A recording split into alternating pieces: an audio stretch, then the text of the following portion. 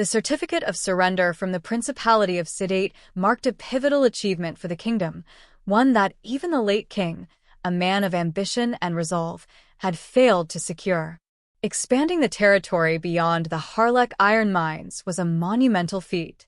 "Margrave Cladinae, you've done well," the king remarked with a rare tone of approval, his mind already racing with thoughts of appropriate rewards. "Even my father could not achieve this. It was his most ardent wish." Turning to matters of familial concern, the king continued, "Your heir, Aerik, has come of age, has he not? War prevented him from marrying, an unfortunate delay. How old is he now?" 24, Your Majesty," replied the Margrave. The king's lips curled into a thoughtful smile. "Ah, that's just perfect." Unveiling his intentions, the king revealed, "I have decided. Aerik will marry the Princess of Esquillre, my younger sister, Miesa. Have you ever seen her before? You live quite far from the capital, after all." Margrave Cladinae inclined his head. "No, Your Majesty. This will be the first time." With a gesture, the king summoned Miesa, introducing her as his most treasured sibling. "She is shy and unsteady on her feet. You must be patient with her." As Miesa timidly approached, her fragility was evident. Despite her nervous demeanor, Aerik greeted her with formal reverence. "It is an honor, Your Highness," he said, bowing deeply. The king's gaze sharpened. "Miesa, that's no way to greet your future husband. Come closer. Apologize." Under the weight of expectations, Miesa hesitated but obeyed, her delicate steps betraying her discomfort. The king observed her silently, then shifted his attention back to the Margrave. "The House of Cladinae has been loyal for years," the Margrave reflected bitterly later that evening. "And this is how the king rewards us? A marriage alliance clearly meant to diminish our standing." Taliesa, the Margrave's wife, voiced her concerns. "What of Aerik's previous engagement to Aerik Crispin? The king has disrupted everything." Her voice trembled with frustration, but the Margrave remained composed. "The engagement is off. We cannot refuse a royal decree. The wedding is inevitable, though it will be loveless." The realization hung heavy in the room, their family's fate dictated by the king's will. The princess, fragile and sheltered, would be Aerik's bride. But beneath the surface of royal orders and alliances, unease lingered. Later that night, Taliesa's maid interrupted with urgent news. "My lady, the princess cannot be left alone to sleep. Her condition is fragile, and the bedrooms are connected by a passageway. What if she falls? His Majesty would be furious." Taliesa sighed. "Then send a maid to watch over her," she ordered, her voice tinged with resignation. The weight of this new responsibility settled heavily over the household, foreshadowing challenges yet to come. The room buzzed with tension as Taliesa's indignation erupted. "A maid? Truly? Do you intend to rely on a mere common maid to escort Her Highness?" Her voice carried both disbelief and fury. The attendant bristled. "Lady Cladinae, if His Majesty were to hear of this, he would be furious. It is unthinkable." Taliesa's thoughts simmered, the insult cutting deep. "Essentially," she muttered bitterly, "they mean to suggest that my son, a noble heir, should cater to her every whim. How dare they demean the future head of the House of Cladinae?" Though anger swirled in the air that evening, Aerik maintained his usual calm demeanor. As whispers of the upcoming marriage spread, there was unexpected joy among the war-weary commoners. A victorious knight marrying a royal princess seemed like the stuff of legends. Smiles broke through weary faces, hope lighting up their eyes. Yet Aerik knew the truth lurking beneath the gilded surface. To those who don't know better, he thought, this marriage must seem like a fairy tale. But reality is far from such illusions. The day of the wedding arrived. Murmurs rippled through the gathered guests as they awaited the bride's arrival. "The princess has arrived safely," came the official announcement, though it was followed by a surprising revelation. "What do you mean His Majesty won't attend the wedding?" Taliesa whispered sharply, her frustration barely concealed. "He seeks to shame us, even at the final moment," she hissed to herself, her lips pressed into a thin line. Soon, the ceremony began, its formalities heavy with tradition. The guests looked on, whispering among themselves. When Princess Miesa appeared, her unsteady steps caused more murmurs. "Is something wrong with her?" one guest muttered. "She moves as though she's intoxicated. She can barely walk properly." Despite the quiet criticisms, the ceremony proceeded. Aerik Cladinae stood tall beside Princess Miesa Esquillre as they were declared united in holy matrimony. The priest's voice echoed through the hall, invoking the blessings of the goddess. "You may now kiss the bride," came the final declaration. Aerik hesitated, his face unreadable as he leaned forward to fulfill the ritual. Later, a courtier approached him with an unsettling reminder. "My lord, you must be cautious not to harm the princess on your wedding night. I will return tomorrow morning to collect the evidence proving you have consummated the marriage." Aerik's jaw tightened, but he nodded. "I understand." As he turned to face his new bride, Princess Miesa, her fragile figure seemed even smaller under the weight of expectation. Whatever the night held, he knew this union would bind them in ways far more complex than ceremony alone. Aerik stared in disbelief at the frail form of Princess Miesa before him. "Did they use a sedative on her?" he murmured, his voice tinged with anger. The sheer amount was staggering, enough to tranquilize a horse. How could they do this to someone so fragile? He thought grimly. Even prisoners of war were treated with more dignity. This level of mistreatment could only have been ordered by one person, the king himself. He knelt beside her, his tone softening. "Your Highness, you must be cold. Let me untie you." Gently, he worked to free her from the bindings. Her skin was icy to the touch, her wrists marred by the ropes. "Of course she's not all right," Aerik muttered under his breath as he noticed the purplish tint of her fingers. "She must have been tied up for hours, perhaps longer." The sight filled him with quiet determination. Without hesitation, he made a decision. "I have no other choice," he murmured. "Your Highness, I'm going to get under the covers with you for a moment. Please don't be alarmed." Sliding beside her, he began to share his body heat, speaking softly to calm her. "My name is Aerik, from the House of Cladinae. I'm 24 years old and was stationed at the border during the war with the Principality of Sedate. Earlier today, we were married." Aerik wasn't sure how much of his words she could understand in her state, but it felt wrong to leave her in silence.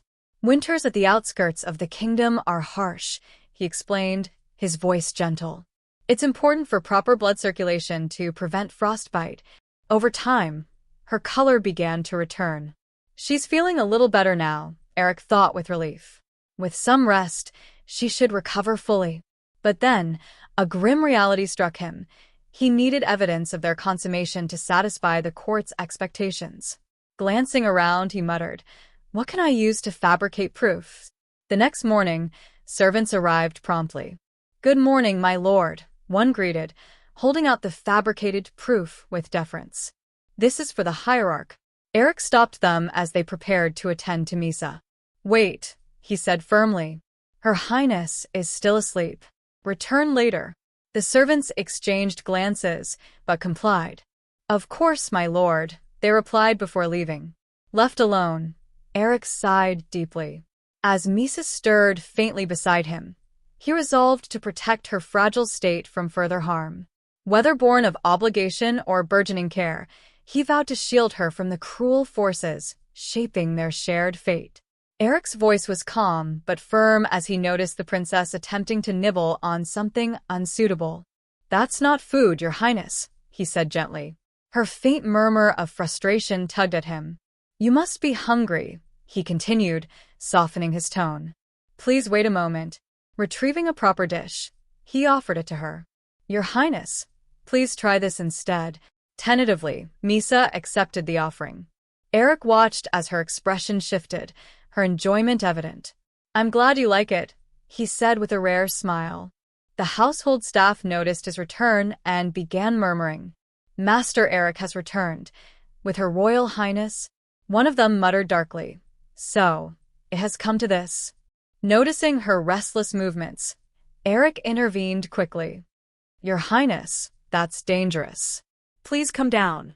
Miesa had climbed somewhere precarious, her frailty making the act all the more alarming. The staff tried to assist. "Allow us to take care of the princess," one offered. "You must rest, my lord." But Aerik waved them off. "No, it's fine. You've traveled a long way, and I insist you rest and unpack," he said firmly. The butler approached. "Young master, how can I assist?" Aerik's tone grew serious. "Her Highness is now a member of our house. Take special care of her. She has difficulty walking." "Of course, sir," the butler replied with a bow. "I'll ensure she's attended to with the utmost consideration." As dinner time approached, Aerik dismissed the attendants. "I'll help Her Highness while she dines. You may return to your rooms." One of the servants hesitated. "But, my lord, Her Highness tends to cause trouble during meals." Unbothered, Aerik asked, "Is there any kind of food she particularly likes or dislikes?" The servant shook their head. "No, she isn't very picky." Aerik offered her a new dish. "Would you like to try this, Your Highness?" The response was swift and disastrous. Miesa spat out the food, her reaction sharp and chaotic. "Your Highness, please calm down," Aerik said, trying to ease her distress. It became apparent that she needed to freshen up. "It seems Her Highness needs a bath," Aerik concluded, masking his exasperation. The ominous whispers of the staff lingered. "There's no need to keep her alive for long," one muttered under their breath. "If we kill her, we all die." The gravity of their situation was undeniable, but Aerik dismissed the noise. Whatever this marriage had brought, he knew he had to navigate it with strength and resolve. In the kingdom of Esquillre, 3 noble houses stood as its foundation, referred to as the 3 pillars of the realm. The House of Salakese ensured the kingdom's internal stability. The House of Crispin upheld public order and security.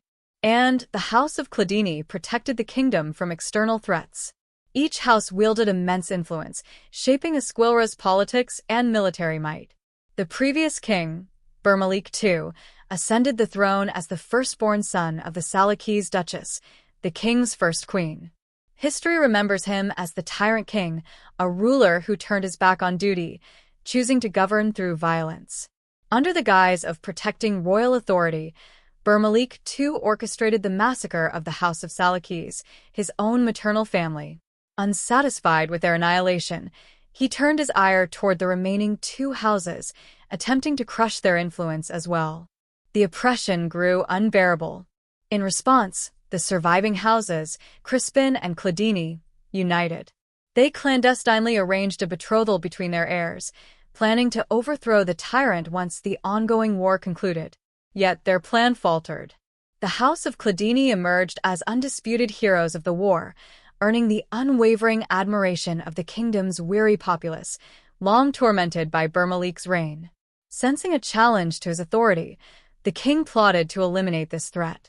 The princess, now infamous for her fragile state of mind, became a symbol of the kingdom's decay. "Not only is she insane," someone muttered bitterly, "but she can't even feed herself anymore." Rumors swirled that she had once been as lucid as anyone but was driven mad by the horrors of her brother's cruelty, the sight of her people being slaughtered at his hands. Another voice interjected, "Have a heart. Do you think we're in any position to pity her?" Tensions escalated within the nobility. "Just this morning," one vassal whispered, "some of our own suggested replacing you with Aerik as the heir. If Marquis Crispin insists on his daughter marrying into Cladinae, a new heir could easily be chosen." The implications were clear. "Do you realize what this means?" another barked. "That madwoman has jeopardized your position." Meanwhile, frustration boiled over regarding Archduke Cargale, the king's younger cousin. Once seen as a potential ally to lend legitimacy to the coup, his reluctance had become a sore point. "Is Archduke Cargale still refusing to join us?" someone growled. "That spineless coward is useless. It's as if they stripped him of his wits when they robbed him of his masculinity." Archduke Cargale, the sole surviving royal apart from the princess, had become a recluse following an accident that left him unable to sire heirs. His isolation and irrelevance to the political sphere had rendered him a lost cause. "Damn it! Everything is falling apart," one voice shouted in frustration. The room buzzed with tension as the realization sank in. Plans carefully laid were unraveling, and the kingdom remained on the precipice of chaos. The tension in the room was palpable as Aerik's father voiced his discontent. "He can't even control his temper," the older man muttered, his frustration clear. Turning to Aerik, he asked, "What do you think about uniting the two houses through marriage?" Aerik considered his response carefully before replying, "I think it was a doomed effort from the beginning. There's no point in creating a spectacle with a wedding when the king is already wary of us. The succession to the throne remains uncertain, and convincing the nobles will take years. Meanwhile, a marquis's daughter won't remain unmarried for that long." The elder nodded, approving. "I completely agree. Perhaps his years on the battlefield have dulled his political acumen. How can he not see what even you at your age understand so clearly?" His voice grew colder. "And to even suggest harming that child? No, we should bide our time and observe for now." He shifted topics abruptly, his tone sharp. "Speaking of which, you mustn't show any affection toward that child. There's nothing more fragile than a man's affection. Even you, my son, are no different. If you ever intend to withhold your kindness, then refrain from offering her hope in the first place. Spare her further pain." Aerik frowned, his mother's words echoing in his mind. "Does she also believe I'd be better off without the princess?" Later, a commotion erupted. "Hurry up and get on the bed," someone barked. The princess was unusually restless. "Do as I say, you nitwit," the voice urged. "Now." Aerik watched with a raised eyebrow. What's gotten into her today? He wondered. Why won't she stay still? Is she energetic from all that food? A servant whispered, "By the way, did you see the look on their faces earlier?" Aerik smirked faintly. "Of course. Unbelievable, aren't they?" He hesitated before adding, "You seem to be serving your mistress well." The servant stammered, "Why, young master? I only overheard a little from behind the door." Aerik waved them off. "I'll take care of her now. You may retire for the evening. We'll continue in the morning." The next day, Aerik spoke to the princess with a calm demeanor. "We're currently staying in a mansion in the capital. From now on, you'll alternate between here and the Cladis estate. I hope you'll find it suitable." She gave no response, and Aerik noticed her gaze briefly meeting his before drifting away. "I thought she was paying attention, but she's already lost interest," he mused. His focus shifted as he inspected her attire. More importantly, he murmured to himself, "Does she have no other clothes than these? They resemble prison uniforms." Suppressing a laugh, Aerik turned away, only to hear a sputtering sound. The princess, in a rare burst of defiance, had spit in his direction. "My lady," he said, attempting to remain composed, "you shouldn't spit on others." He straightened himself, brushing off the moment. "Please rest. I'll join you once my work is complete." Before leaving, he added softly, "Call for me if you need anything." The morning in the mansion began with Aerik greeting the princess, his tone gentle but formal. "I hope you got some rest last night, my lady. I understand it must still be difficult to adjust to this new environment." The princess remained silent, her expression betraying a weariness that had deepened overnight. Aerik noted her state, concern flickering in his gaze. "She looks more tired than usual," he thought, though he remembered her seeming fine the day before. "You may not feel like eating," he urged as he placed a small plate before her, "but you need energy. At least try to finish this." Since the princess's arrival, a subtle yet heavy shift had settled over the mansion. It was as though the very air around the estate had changed, growing dense with unspoken tension. Aerik's recent marriage to the princess had only magnified the unease. As Aerik passed through the courtyard, he greeted one of the captains briskly. "Good day, Captain. Why are your men standing around idly?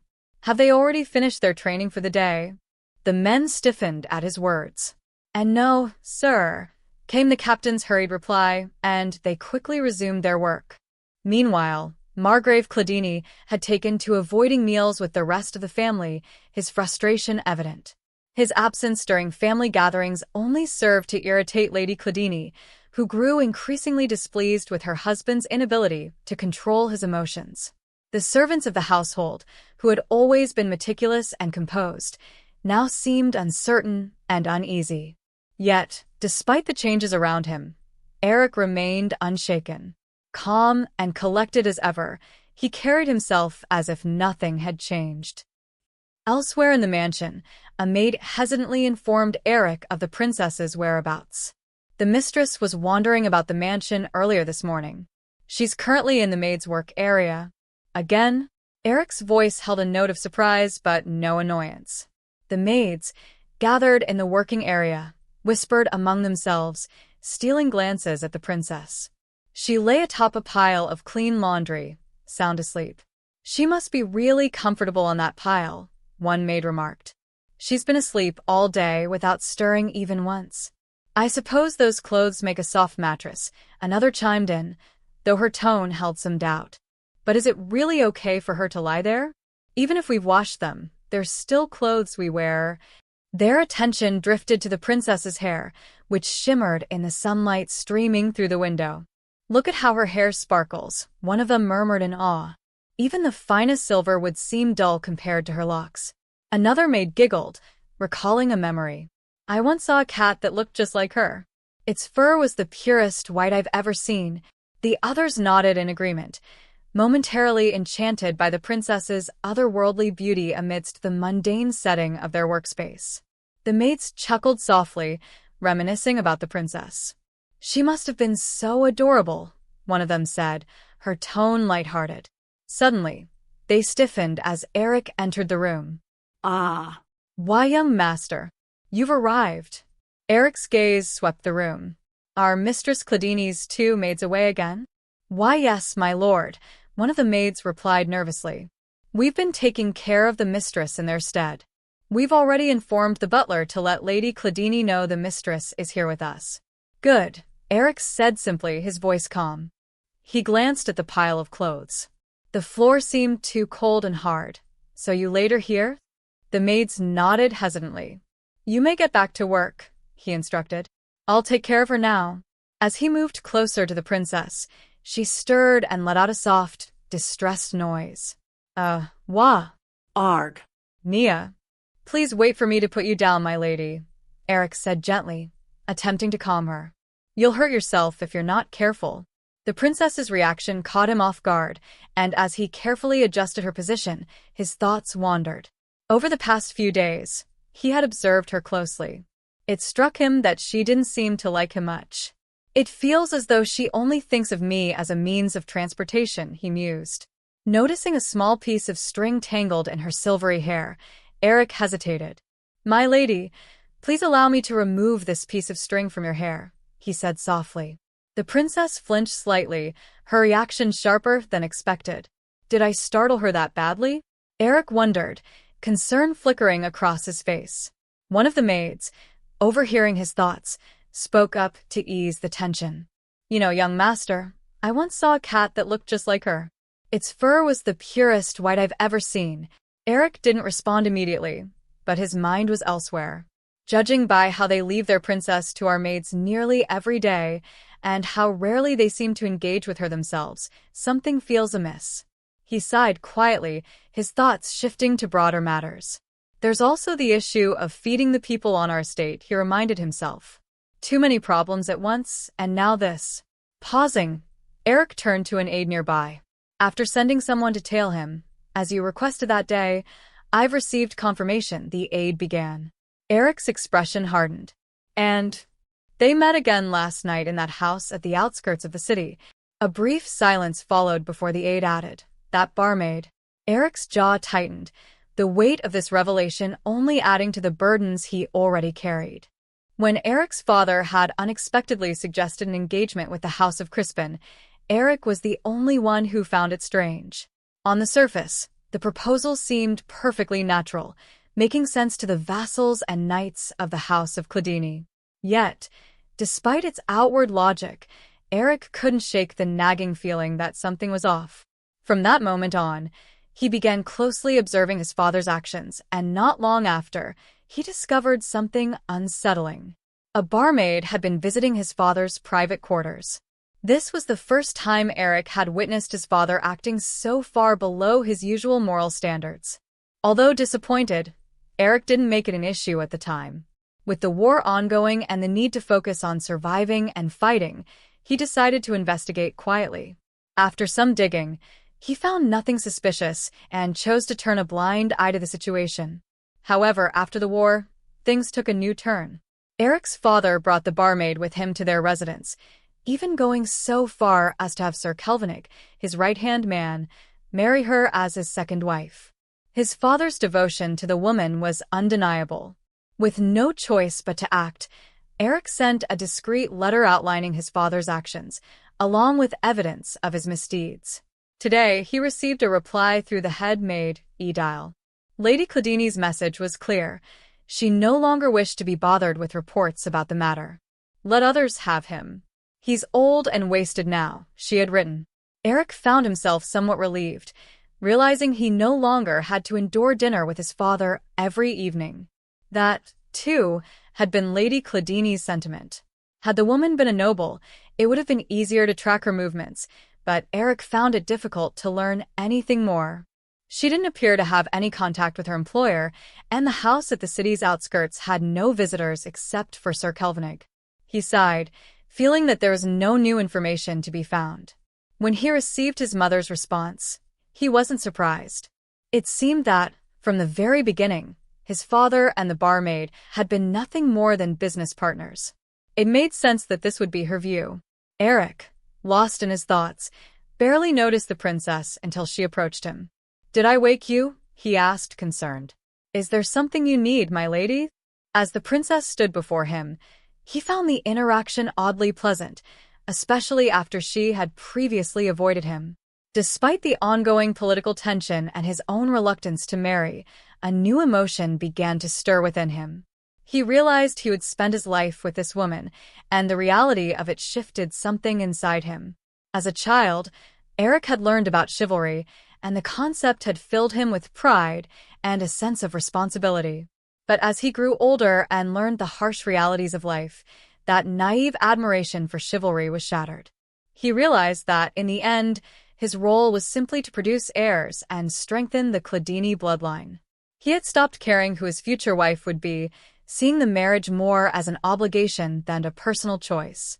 In truth, he had stopped expecting anything meaningful to come from his relationships with women. The day Aerik fully understood his position and responsibility as the heir to the House of Cladinae, it hit him hard. Miesa, the princess, had approached him, and he tried to stop her from tearing up a piece of paper. Despite her insistence, Aerik held firm. "I won't let you rip it up, even if you beg me." "I haven't finished reading it yet," he said as she struggled to take it away. As the days passed, Aerik noted that March was approaching, and he suggested to the princess, "Should we have the servants prepare a big brazier in the greenhouse for the next recitation? It's been a bit chillier than last year." He slowed down when he noticed the princess had arrived unexpectedly. "I thought you were always with the house's maids," he remarked, surprised to see her in his presence. "Why, my lady?" The conversation then shifted to the way he should address her. "The princess? You make it sound as if you don't consider her part of your family," the princess noted. "I don't know how to address her yet. I've been living on the outskirts of the kingdom for so long that I'm unfamiliar with palace customs." Aerik, unsure, turned to Lady Deal for advice. "How do you think I should call her?" he asked. Lady Deal responded with uncertainty, confirming that the princess had shown little effort to connect with him or be of help. Lady Deal added, "There was a similar situation 3 generations ago. The head of the House of Edbard called the princess by her name, and the young master of the house referred to her as my lady." Aerik contemplated calling her by name as well, and tentatively addressed her. "Miesa?" The princess, Miesa, seemed to grant him permission, and he admired her name, finding it lovely. He then turned to Lady Cladinae and said, "She seems to like you, Lady Cladinae. Might I ask you to take care of her until dinner?" Lady Cladinae agreed, and with a sigh, Aerik reflected on the challenges ahead. This won't be easy, he thought. Even the way they addressed the princess could be criticized. He had heard rumors that Lady Deal spent most of her days idle but somehow ensured that the princess received regular baths, while Lady Malika was often nowhere to be found in the mansion. Aerik began to wonder about the reason behind the blatant lack of effort on their part. For now, It seemed there was little choice but to comply with whatever others demanded. The troubling part, however, was that they had no idea what accusations might be directed at them. Yes, that's what worries me too, Lady Cladinae sighed. Edile, her maid, responded, Yes, my ladies. Could you please go and bring me my migraine medication? It should be in my room. After a brief moment, Edile returned with the medicine. I brought the bottle she keeps by her bed, she reported. Good work, Lady Cladinae acknowledged. I'll leave the medication here for now. As Edile observed her lady, she noted something unusual. Lady Cladinae wouldn't normally let someone sleep against her legs like this. Are you all right, my lady? Should I call for the doctor? There was a sudden shift in the conversation, as Edile remembered something unsettling. This child, you said she was 20s? Yes, I did. I heard that over half of the court was butchered before her very eyes when she was just a child. It must have been unbearable. I can understand why she went mad. Lady Cladinae's voice softened, filled with pity. Even now, everyone just seeks to use her for their own benefit, the poor thing, such a sweet child. Her tone became thoughtful as she commented on the princess's appearance. Her features seem very beautiful, especially the color of her eyes. She just needs a little fattening up, that's all. The color of her eyes?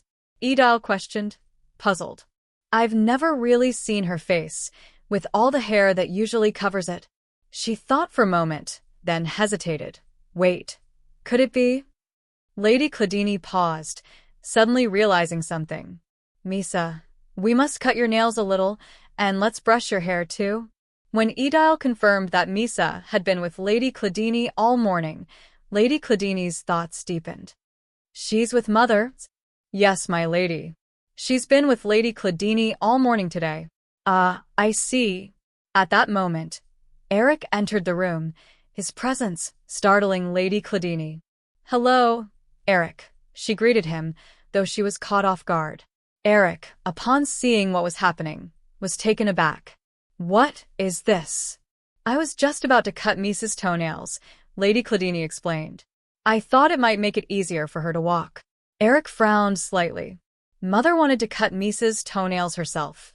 Lady Cladinae's actions seemed out of character. She rarely showed such tenderness, and she was usually cold and rational, even toward her own son. But the way she cared for Miesa now, with that tender expression on her face, reminded Aerik of how his mother used to act with his younger sister Rosie, who had passed away. If Lady Cladinae was projecting her memories of Rosie onto Miesa, Aerik wasn't sure how to feel about it. But when his mother reached for the scissors to cut Miesa's nails, he stopped her. Give me the scissors, Mother. Allow me. No, Lady Cladinae insisted. I'll do it. Aerik stood still, conflicted. He couldn't stop thinking about how his mother was taking on the role she once had with Rosie, and he was uncertain whether it was right to stop her now.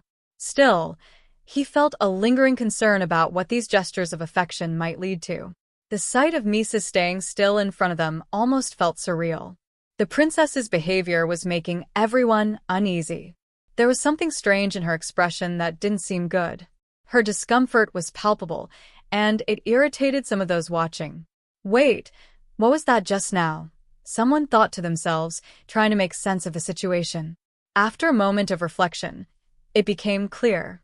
Her Highness seemed uncomfortable earlier, so we remembered that she calmed down when we gave her something sweet to eat. She seems to really like sweets. I see, someone commented, observing her actions.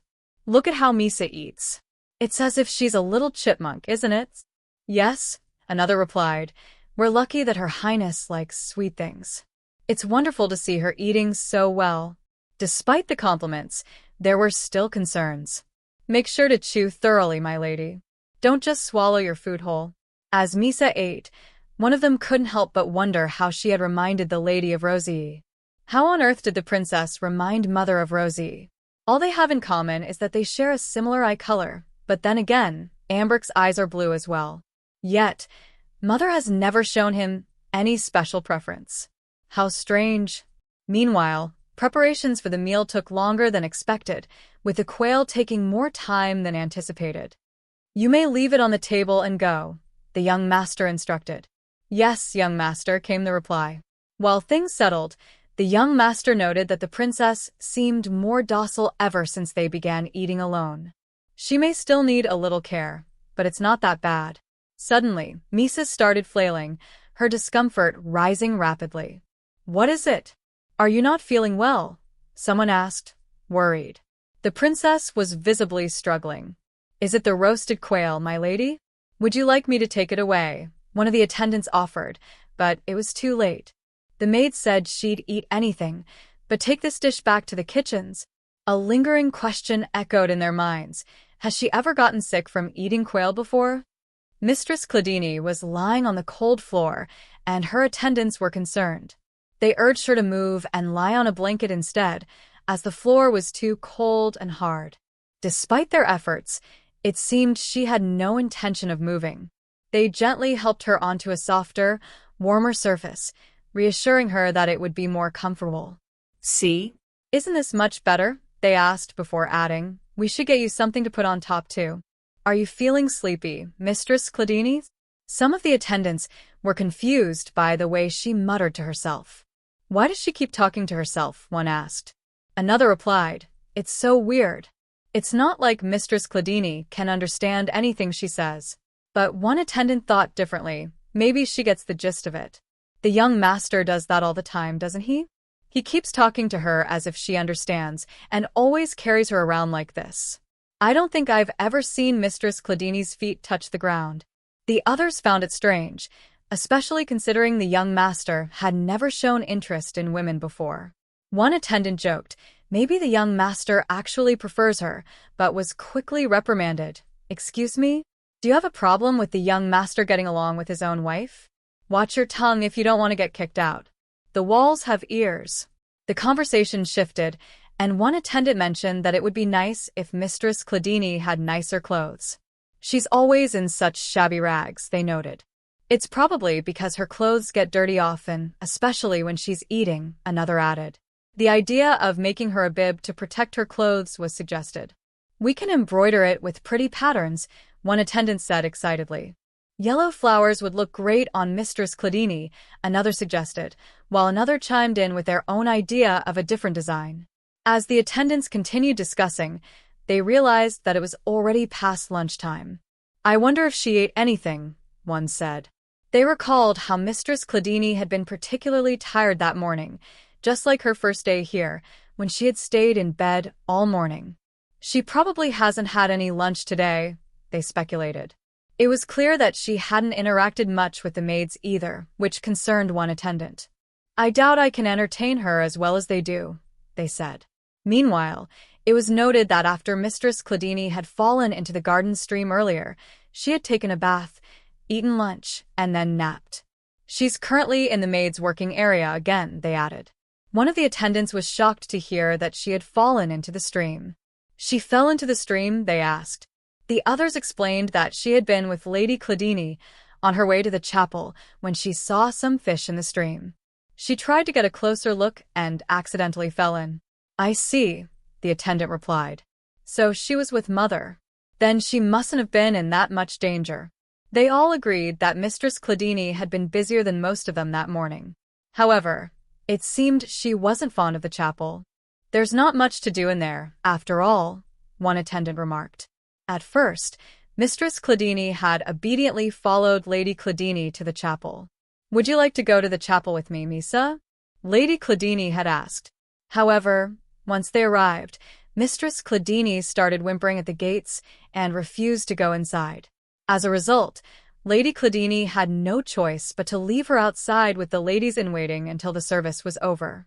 One of the attendants mused, maybe Mistress Cladinae could have been persuaded to go inside if there had been some treats, like yesterday. The young master, hearing this, ordered, "From now on, be sure to put some sugary treats on my desk and check them daily to ensure they don't run out." As Mistress Cladinae ate, it was apparent that she had more of an appetite today than before. "I'm glad to see she's recovered quickly," the young master observed. Perhaps she was just feeling unwell yesterday. As she continued to eat, one of the attendants gently reminded her, "You should eat some vegetables as well, my lady." "Here, say, ah." Mistress Cladinae refused, shaking her head. "It's all right. I'll cut you another piece, the attendant offered, trying to help, but noticing some of the food had fallen on her dress. They were interrupted when Mistress Cladinae suddenly refused again, which left the attendant momentarily flustered. "Excuse me for a moment," they said, but after a pause, they attempted once more. "No, I'll cut you a new piece. You shouldn't eat this one." Frustration started to show as the young master sighed. Why are you so persistent?" he muttered to himself, feeling irritated by the mess. "Doesn't this brat ever get sick of making these kinds of messes?" As the young master tried to calm his thoughts, his mind kept drifting to an unexpected feeling. "Confusing thoughts keep swirling through my head. It's as if I can still feel that warm, soft sensation at my fingertip," he reflected. He sighed again, troubled. "She may be my wife, but she's more like a child. She probably isn't even aware that I'm her husband. She's not someone I can think of in that way." That sort of thing most never happen. Never. In preparation for the upcoming poem recitation on Wednesday, there was a sense of anticipation in the air. There'll be a lot of people there. "I hope Miesa won't be frightened," one person remarked. Another responded, "Then is there really any need to go through with it?" "Of course there is," the first person insisted. "They'll be like hyenas, eager for juicy gossip. We must use this opportunity to show them how well we're doing." The poem recitation, while seemingly a refined pastime for the nobility, was actually a monthly gathering where ladies from allied houses discussed matters related to their households and the corrupt royal family. It was a prime opportunity to gather valuable information. The greenhouse had been bustling with workers for the past few days in preparation for the event, and Marchioness Crispin and her daughter Lacane would be in attendance. This would be the first time the houses met since the engagement had been called off, and everyone's attention would be on them. Though the broken engagement hadn't been their fault, it was clear the other parties would not be pleased. "Shall we head to the greenhouse together?" someone suggested. Meanwhile, as Miesa spent time outside, she appeared like a small, playful child under the sun. "Miesa had a lot of fun today," another person remarked, responding to Aerik's inquiry. "Why don't you come see the greenhouse with us?" "I have work to do," Aerik replied, "but I suppose I could spare a few minutes." Miesa's presence in the greenhouse brought a sense of calm, loosening the tension that had been lingering in the air. The sight of her relaxed the onlookers. "Mistress, I didn't know you were here," a worker said. "Why didn't you come by our working area earlier? We missed you." In a quiet moment, a softer voice broke through the tension. "Miesa, I'm afraid Mommy must have done something very bad.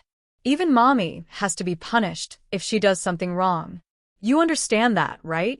"I'm sorry, Miesa. Mommy's not going to." Suddenly, a loud screech interrupted the conversation. "Miesa," someone called, rushing to her side.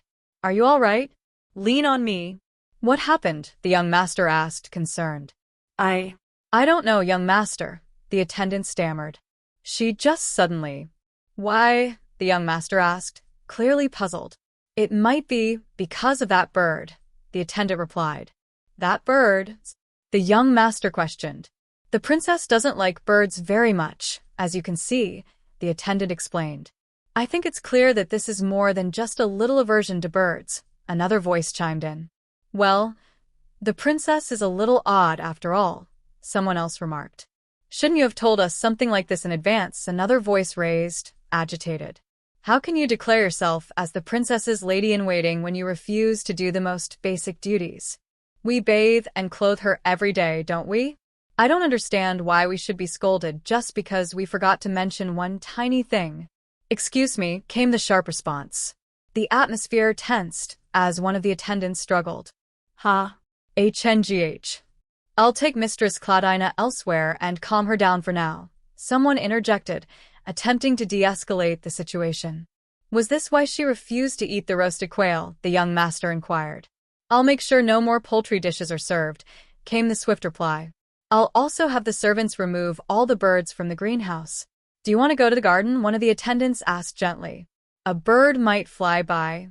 "Perhaps she feels cooped up from being inside all the time," another suggested. "All right, let's go then," the young master agreed. Come to think of it, excluding the time Mother took her to the chapel once, Miesa seems to have spent every day inside the mansion. Relax and get some rest, my lady, he said softly. If any birds fly near, I'll make sure to shoo them away. And if you fall asleep, I'll carry you to your room. Well, a voice teased. On a romantic walk with your wife, are you? It seems you two are getting along quite well. It looks like Mistress Cladinae is sleeping, one of the servants remarked. Get lost, came the sharp reply. Geez, no need to be so harsh, the other muttered. What? Are you worried I might accidentally wake up your precious bride? There have been a lot of rumors about you two, the first servant continued. Even my household has heard what people are saying. Who is it this time? The young master asked, his tone tinged with annoyance. Now that Uncle is trying to convince everyone to support his son Aerik as the heir instead of you, we can't afford to ignore these rumors, the servant explained. I heard there's a maid named Vina among your staff, the other servant added. She's got red hair, and she's new from the capital. Apparently, she and another servant have been spreading rumors. The other one has brown hair, and he's a skinny fellow. His name is... Luckily, Aerik enjoys his freedom too much to consider becoming the heir, the young master said, his voice easing. And he and I share a bond of trust forged in battle, having saved each other's lives countless times. He's always supported me over his father. Thanks. It looks like I owe you one again, the young master added. Thanks to you, I've had a lot of fun these past few days, the servant replied. But more importantly, what's going on with you? Don't tell me you're seriously head over heels for this girl? I heard you even cut her toenails yourself, one of the servants commented. I only did that to stop Mother from doing it herself, the young master replied. Okay, sure. But watching you today, I kind of got the feeling that you might be overdoing it a little, the servant remarked, his voice hesitant. Sighing, the young master responded. What is it that you want to say? People have been saying that your wife hasn't touched the ground since she arrived, because you carry her everywhere you go, the servant continued. You saw how she limped that day. Not to mention, there's no way she'd be safe without supervision. You can't expect me to drag her around like her ladies-in-waiting did that day, the young master retorted. Would you be able to do that to your families? Yeah, I thought as much. I knew there must be some kind of reason for all that, the servant said, nodding. You have an uncommon sense of responsibility, after all. And you're pretty tender-hearted, too. No, but it still doesn't make sense, the young master exclaimed. I don't understand. When I first heard the rumors, I thought the charade you were putting on to fool the king must be one hell of an act. But right now, there's no one even watching. So why are you being so devoted to her? You're not seriously planning to stay married to her forever, are you? The servant asked, his voice incredulous. Shut up, the young master snapped, frustrated. I'm just asking this because I honestly have no idea what you're thinking. Isn't it better to just get her out of the way as soon as possible? You were going to marry Lacane Crispin, and now you're stuck with this madwoman. Enough, the young master said firmly. It doesn't matter who I marry, as long as they're of help to the house of Cladinae.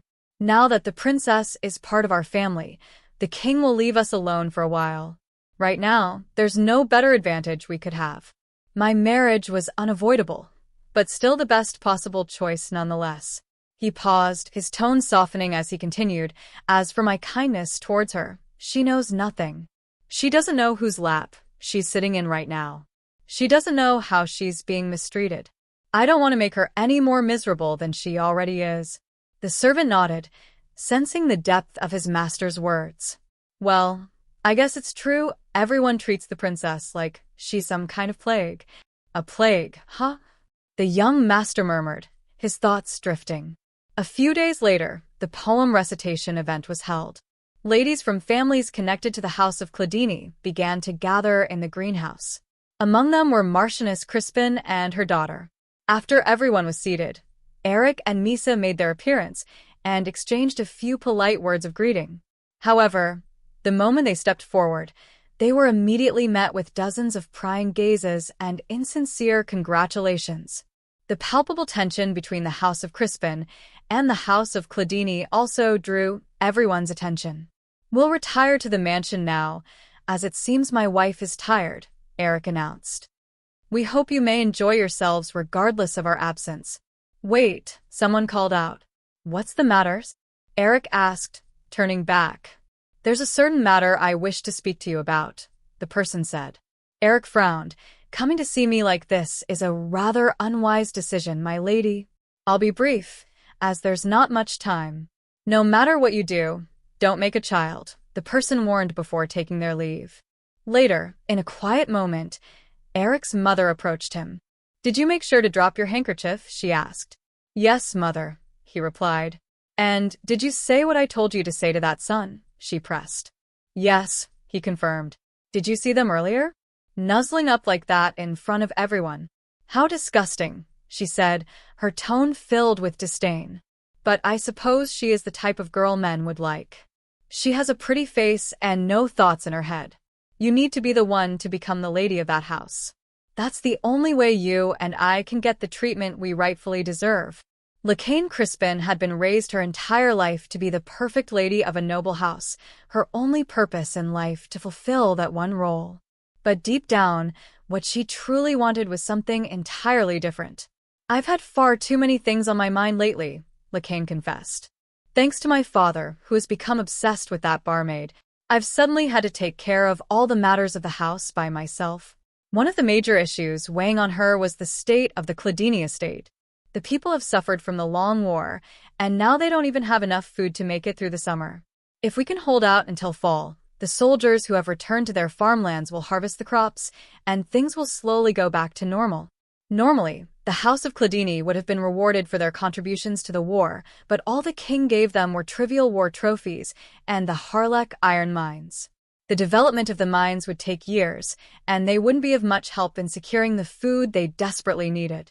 You've been waking up often lately, my lady, someone observed, offering assistance with procuring provisions using available resources. Lacane had been shouldering the responsibility of her father's estate in his absence, which weighed heavily on her. The pressure from the vassals, all expecting me to make the best decisions in my father's absence, has proven to be more painful than I ever anticipated. It feels like I'm slowly being crushed under the weight of these responsibilities. She paused, reflecting, then apologized. I'm sorry, my thoughts were elsewhere. Would you like to come up on my lap? The person offered gently. For a moment, Aerik's frustrated face flashed in Lacane's mind. He could never understand. Who could, when even she didn't fully understand herself? As the quiet woman sat on her lap without hesitation, Lacane was struck by a strange sense of comfort, one that soothed her troubled mind. A servant entered with some news. My lady, Lady Lacane seems to have misplaced her handkerchief here. In high society, exchanging handkerchiefs between men and women was a gesture of affection. The fact that an unmarried woman had left her handkerchief at the house of her former fiancé, now married, could lead to significant complications. Gather the maids and tell them to search for the handkerchief, the lady instructed.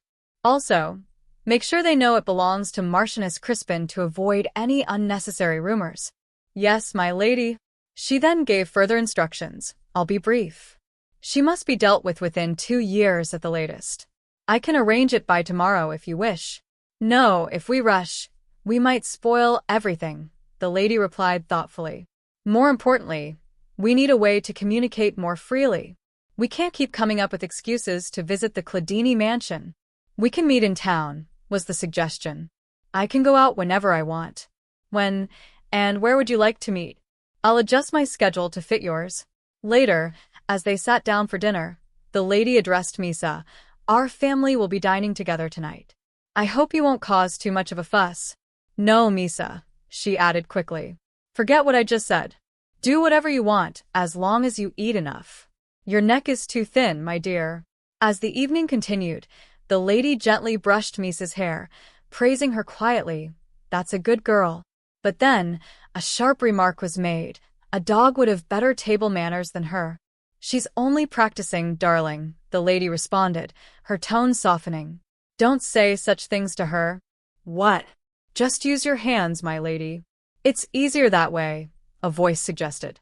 Here, let me show you. Ow, that's unbelievable, Miesa protested. You're past the age to be spoon-fed, the lady sighed. Darling, if it's that hard for you, why don't you simply ignore Miesa altogether? I doubt she wants your attention anyway, the lady remarked with a subtle smile. What? What did you just say? Aerik's voice filled with shock. Make sure Miesa eats some vegetables as well, the lady instructed. I'm happy to see she has such an appetite.